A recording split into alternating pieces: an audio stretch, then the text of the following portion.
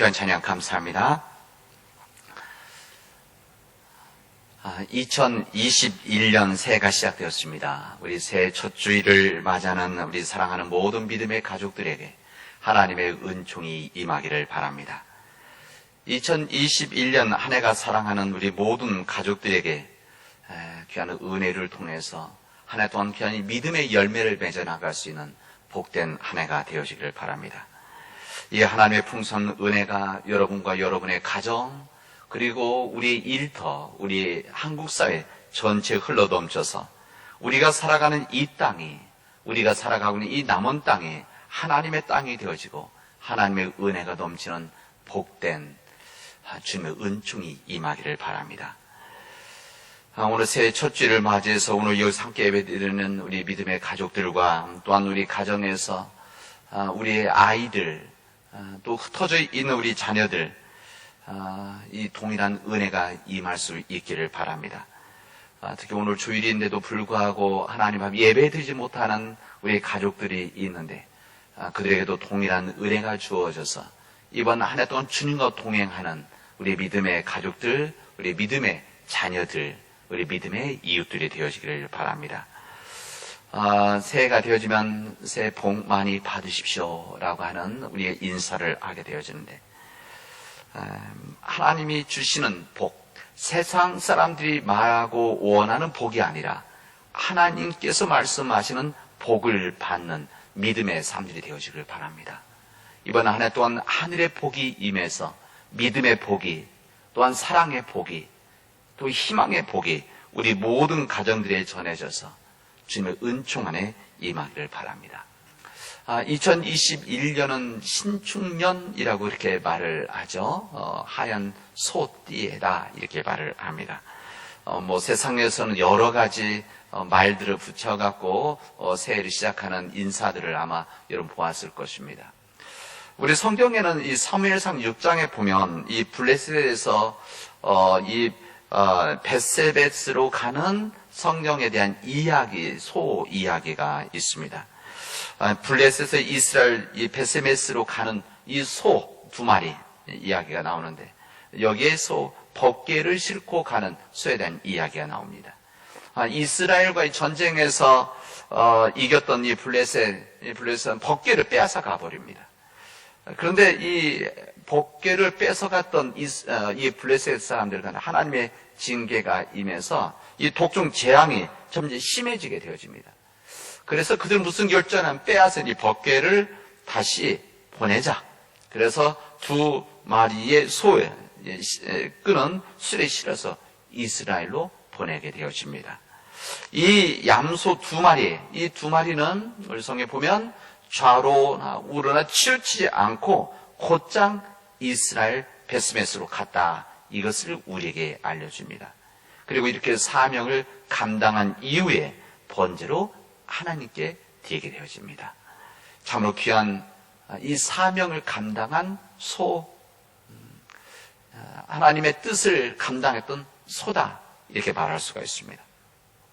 사랑 믿음의 가족 여러분, 2021년도 우리에게 다가오는 한 해는 여러 가지 힘듦이 있습니다. 아마 이 코로나 바이러스로 인한 위기가 있을 것이고 오랫동안 1년 동안 누적되어 온 사회 경제적인 위기가 우리를 위협할 것입니다. 뿐만 아니라 이 법치주의가 깨지고 기득권의 협박으로 인한 이 사회 위기도 우리에게 주어질 것이고 이 기후 변화로 인한 이 기후 위기가 우리가 온전한 길을 걸어가는 데 있어서 위협이 되어질 것입니다. 그러나 저는 오늘 이 말씀을 듣고 있는 우리 믿음의 가족들이 우리에게 주어진 2020년 여러 가지 위협을 뚫고 가야 하는 이 상황 속에서 이 믿음 안에서 그 길을 좌우로 치우치지 않고 걸어갈 수 있는 우리 믿음의 백성들이 되어지기를 바랍니다. 이 벳세메스로 가는 이 두 마리의 소처럼 법궤를 이끌고 가고 있는 이 두 소처럼 좌우로 치우치지 않고 이번 한 해 동안 믿음의 길을 걸어감을 통해서 하나님께 영광 돌리는 우리 사랑하는 모든 가족들이 되어지기를 바랍니다. 이 길 혼자 가는 것이 아니라 함께 걸어가는 믿음의 백성들이 있다는 것, 그 믿음의 동역자들이 있다고 하는 것 뿐만 아니라 우리 교회 가족들이 함께 있음으로 인해서 낙심하지 않고 갈 수 있는, 절망하지 않고 갈 수 있는 믿음의 길이라는 것을 우리 마음속에 깨닫고 이 믿음의 길을 함께 걸어가도록 합시다. 오늘 우리에게 주신 이 요한복음 말씀, 아직 우리는 성탄 계절 기간 중에 있습니다. 둘째 주일입니다. 오늘 요한복음의 말씀은 이 메스로 가는 이 두 소처럼 좌우를 치우치지 않고 묵묵히 세상의 모든 질과 고통을 짊어지고 좌우를 치지 않고 갔던 하나님의 어린 양, 그래서 예수님을 우리에게 증언해 주시고 있습니다. 그리고 이 길이 마지막 34절에 보면 뭐라고 되어져 있는가 하면 그 길이 하나님 아들의 길이라는 것을 사도 바울은 에베소서에서 우리에게 알려줍니다. 이 구약 시대 때 많은 예언자들이 있었습니다. 이 예언자들, 하나님의 말씀을 대신해서 전했던 대언자, 그런 귀한 일들을 맡았던 주의 종들입니다. 그들은 시대적인 상황 속에서 하나님의 뜻과 말씀을 이스라엘 백성들에게 전했고, 이 시대적인 뜻과 말씀을 이스라엘 백성이 전함으로 인해서 그들이 하나님의 길에서 좌우로 치우치지 않고 온전한 길을 촉구하고 또한 그들을 인도했던 주의 종들입니다. 이 대언자, 이 예언자들이 전했던 하나님의 말씀 가운데 공통점이 한 가지가 있는데, 그 공통점이 무엇인가 하면 그들을 구원할 메시아의 오심이었습니다. 메시아가 임하게 되어지면 그를 온전히 구원할 것이라고 하는, 그들 주님의 말씀과 은혜로 구원할 것이라고 하는 것을 모든 예언자들이 말씀을 전했습니다. 이사야 선지자가 전했고, 예레미야 선지자였고, 에스겔 선지자가 전했고, 모든 예언자들이 주의 말씀을 전하면서 메시아에 대한 소망을 전했습니다. 그리고 마지막으로 전했던, 그리고 증언했던 대언자가 누구냐? 이게 바로 세례 요한이었습니다. 세례 요한. 이 세례 요한은 이사야처럼 많은 일을 하지는 않았지만, 이 세례 요한은 이 엘리야처럼 기적과 같은 놀라운 창조한 역사를 만들지는 못했지만, 그럼에도 불구하고 짧은 그의 생애 속에서 오직 예수 그리스도만을 증언하다가 순교한 주의 종입니다. 세례 요한은 모든 시대와 사람들이 기다려온 예수님을 눈으로 직접 보고 만났던 대언자입니다. 뿐만 아니라 오직 그 세례 요한만이 예수님을 만나서 예수님 세례를 베풀었던 하나님의 은혜를 받은 사람입니다. 오늘 그 은혜를 받은 이 세례 요한의 증언을 우리에게 말씀해 주시고 있습니다. 세례 요한은 오늘 읽은 우리 말씀에서 29절 본 예수님을 향해서 보라, 세상 죄를 지고 가는 하나님의 어린 양이니라 증언을 합니다. 그리스도를 세상 죄를 지고 가는 하나님의 어린 양이다, 이렇게 고백을 합니다. 이 말은 상징적인 것으로 히브리적인 표현입니다. 양이 아니라 히브리적인 표현으로서 세상 죄를 지고 가는 하나님의 어린 양이다 말씀하고 있는 겁니다. 우리는 어린 양에 대해서 접할 기회도 사실 많지 않습니다. 그러나 이스라엘 사람들은 유목민들이기 때문에 그의 삶이 일상 가운데 있는 것이 양이고 어린 양입니다. 그리고 이 유목민들은 어린 양을 소중히 여기면서 사랑으로 늘 가족과 같이 돌보는 사람들이 유대인들인데, 바로 이런 문화적인 이 삶에 대한 이 백그라운드 속에서 세례 요한은 예수님을 어린 양이다 이렇게 말했던 겁니다.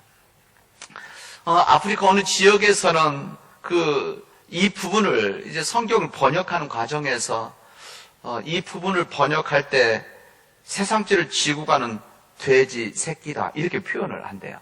그래서 너무 재밌는 말 아닙니까? 세상죄를 지고 가는 돼지 새끼. 왜 그런가 하면 그 나라에는 양이 없다는 겁니다. 양이 없어서 양이라는 단어 자체가 없는 겁니다. 그래서 어쩔 수 없이 그들이 이해할 수 있는 동물, 제물에 쓰여질 수 있는 것, 그래서 돼지 새끼. 그래서 세상죄를 지고 가는 돼지 새끼다 이렇게 표현한다고 합니다. 마치 우리나라의 옛날에 빵이 없었기 때문에 우리 성경에서는 그게 빵인데 우리 뭐라고 씁니까? 떡이다 이렇게 썼죠. 아마 그런 표현과 똑같은 표현일 것입니다. 여러분, 우리 상황은 마찬가지입니다. 양을 모르는 것은 알지만 양이 우리에게 제물로 쓰지 않기 때문에 우리들 깊은 이해가 사실은 되지 않습니다. 이 상징 표현인 이 어린 양을 이야기해서는 철저히 그들의 문화적인 이 삶의 상황과 그들의 신앙 전통에서 바르게 보아야 됩니다. 이 본문에서 죄를 지고 가는 어린 양이라고 했는데 이 부분은 우리 기독교, 우리 신앙에서 기독론 이렇게 표현하지만 우리가 더 쉽게 좀 표현하면 예수님 누구이신가를 가장 선명하게 전한 말씀이 바로 세상 죄를 지고 가는 하나님의 어린 양이다. 이렇게 말씀을 할 수가 있습니다. 우리 요한이 말하는 것은 너희에게 예수님 오셨는데 그분이 어떤 예수님이시냐, 오신 목적이 무엇이냐라고 에스겔 세례 요한은 이 부분을 예수를 바라보고 하신 말씀이 세상 죄를 지고 가는 하나님의 어린 양이다. 어린 양으로 이 땅에 오신 분이시다. 우리가 이 세상 죄를 지고 가는 어린 양을 붙들어야만 우리가 살아갈 수 있는 것이라고 하는 것을 증언을 하고 있습니다. 이게 어떤 양이냐? 유월절 어린 양입니다. 출애굽기 12장을 보면 이스라엘 사람들이 애굽에서 바로왕과 싸울 때에 마지막 장자의 죽임을 당할 때 어린 양의 피가 묻었던 집들에는 이 재앙이 임하지 않았어요. 그래서 여기에 이 재앙을 내린 천사가 그냥 지나갔다. 그래서 지나간 패스했다. 그래서 이 6월절 패스 오버 이렇게 말하는 데 그러기에 있습니다. 지나가서 그들이 생명을 구원하는 일들이 이루어졌다. 그것을 이들이 기억하고 기념하는데 여기에 흘린 피, 양의 피를 여기에 묻혔다는 겁니다. 마찬가지로 예수님이 오시는 것은 우리 죄를 위함이라 이 우리의 생명을 구원하시기 위해서 예수님으로 인해서 우리가 죄로부터 구원받는 일이 있게 되어졌다는 것을 어린 양을 통해서 말씀하고 있습니다. 이뿐만 아니라 하나님의 어린 양으로 할 때 구약의 제사에 쓰임 받았던 어린 양을 함께 이야기하고 있는 겁니다. 이스라엘 백성들은 우리 구약 말씀에 따라서 이 죄들을 용서받을 때 어린 양을 하나님 앞에 바쳤습니다. 그들의 죄를 용서받기 위해서 이 속죄제죠. 이 속죄제를 드릴 때 이 제물인 어린 양의 손을 얹었다가 그때 그 양을 이제 죄의 용서를 받고 이 손을, 이 양을 잡게 되어집니다. 이 회개 기도가 끝나면 양을 그대로 제단에서 불을 사르게 되어지는데 이것이 바로 죄인 대신에 죽은 어린 양 이렇게 표현하는 겁니다.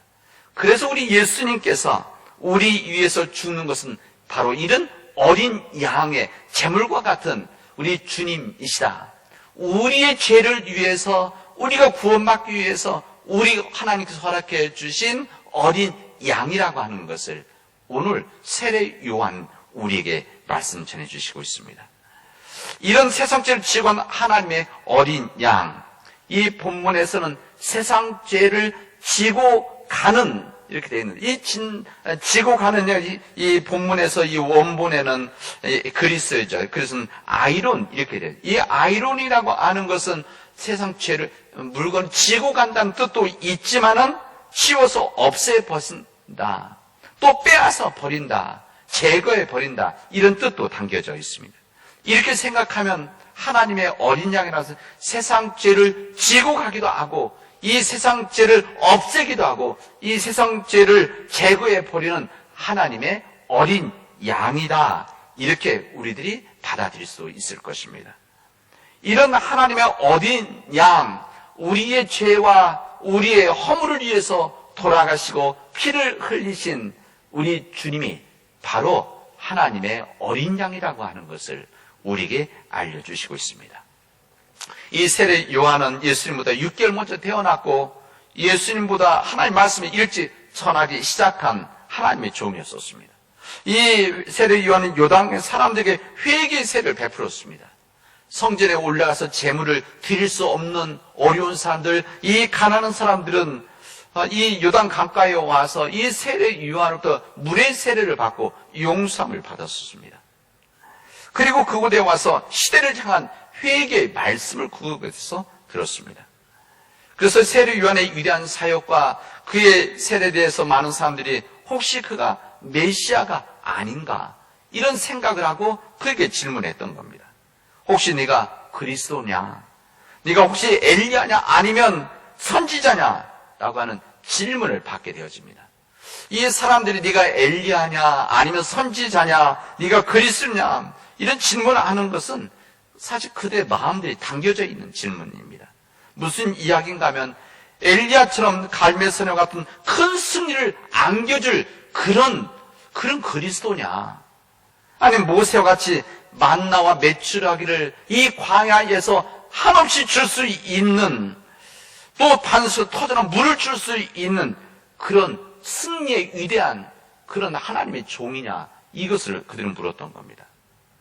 그럼에도 불구하고 이 세례 요한은 그렇게 대답하지 않습니다. 세례 요한은 그 메시아는 세상 죄를 지고 가는 하나님의 어린 양이다. 이렇게 증언합니다.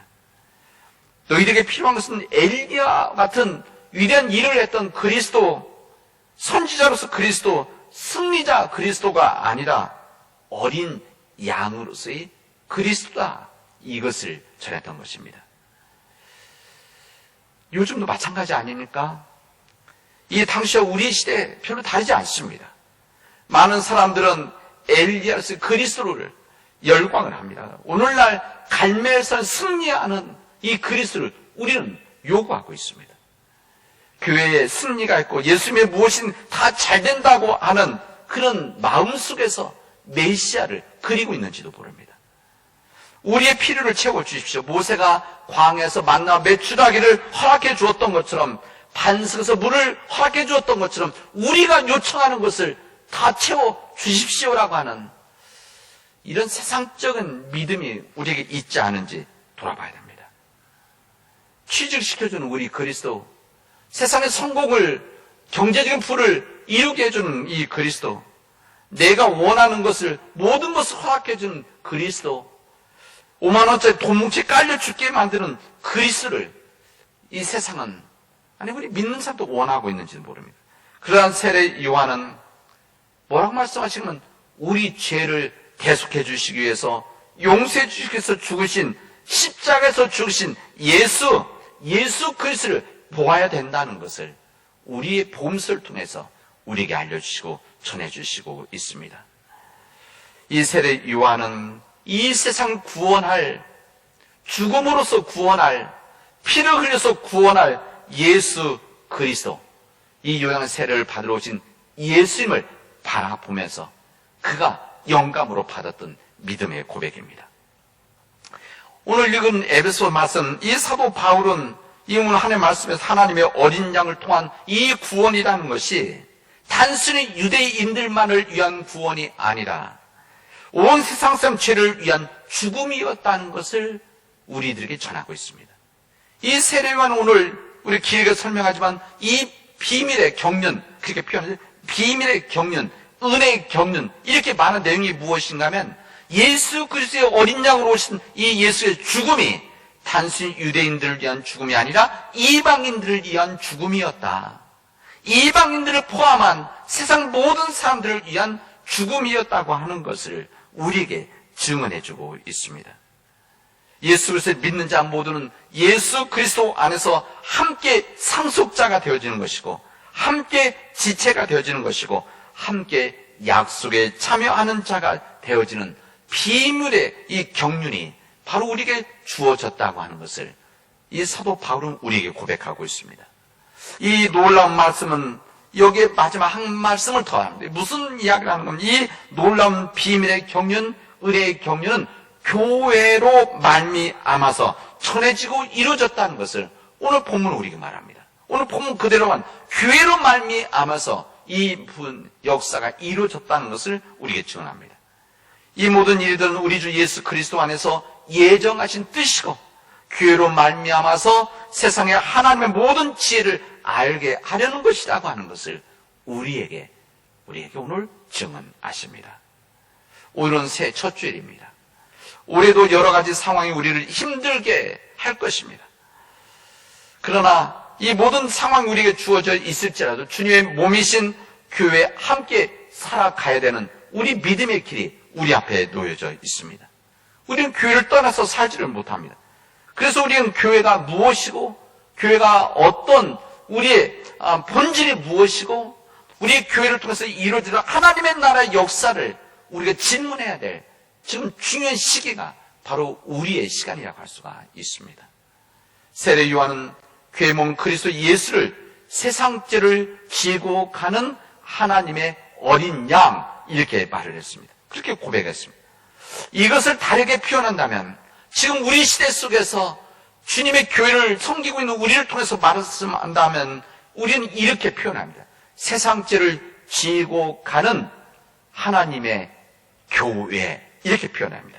세상죄를 지고 가는 하나님의 교회, 이것이 바로 하나님의 어린 양과 같은 말씀입니다. 우리 주님께서 우리를 위해서 죽으심으로 인해서 우리가 주님 몸된 교회를 섬기고 있는 우리 교회가 감당해야 될 사명이 바로 여기 시작되어지는 겁니다. 우리 교회가 세상과 함께 가지 않으면 위험해집니다. 우리 교회가 편리해지면 우리는 편리해지지만 세상은 죽게 되어집니다. 교회는 세상의 아픔과 고통을 우리가 외면하게 되어지면 이 세상, 이 희망은 우리가 줄어들게 되어지는 겁니다. 사랑하는 우리 믿음의 교우 여러분, 이번 한 해 동안 주님 안에서 진정 예수 그리스도 안에서 하나님을 우리 삶의 주인으로 삼고 살아가는 믿음의 삶을 우리 함께 살아가도록 합시다. 우리 교회가 그런 삶을 살아가도록 합시다. 우리 하나님을 주님으로 모시는 사람은 우리가 종이 되어지는, 우리가 진정한 종이 되어져서 우리의 뜻대로 살아가는 것이 아니라 우리의 주인 되시는 하나님 아버지의 말씀대로 살아나가는 믿음의 백성들이 되어지기를 바랍니다. 그 믿음으로 주님의 몸된 교회를 섬기고 이 주님의 몸된 교회를 통해서 하나님의 말씀을 세상에 전하고 이 세상에 하나님의 말씀대로 살아갈 수 있는 이 믿음의 역사를 우리들이 함께 감당해 나가도록 합시다.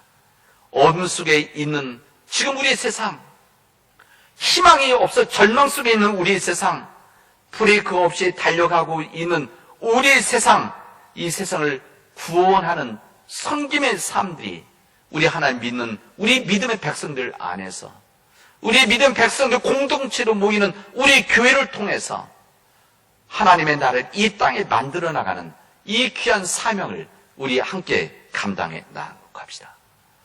목회자인 저는 이 주님의 몸된 교회를 위해서 정성을 다해서 최선을 다할 것입니다. 우리 목회자들이 이 코로나 바이러스 상황 속에서 여기에 흔들리지 않고 최선을 다해서 우리 교회와 세상을 섬길 것입니다. 오늘 여기에 계신 우리 장로님들이 그런 사역을 통해서 섬김을 함께 해 나갈 것입니다.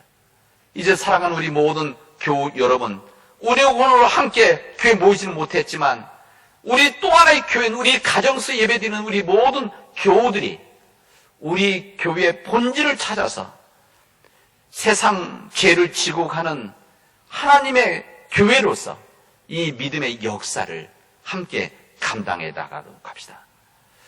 이스라엘의 베스메스로 가는 이 두 마리 소처럼 좌우로 치우치지 않고 우리 믿음을 지켜서 세상을 구하는 섬김을 해 나갈 때 이 모든 사람들이 하나님께 영광이 되어줄 것이고 이 땅에 평화가 되어질 것입니다. 주님 오신 목적이 바로 여기에 있기 때문에 그렇습니다.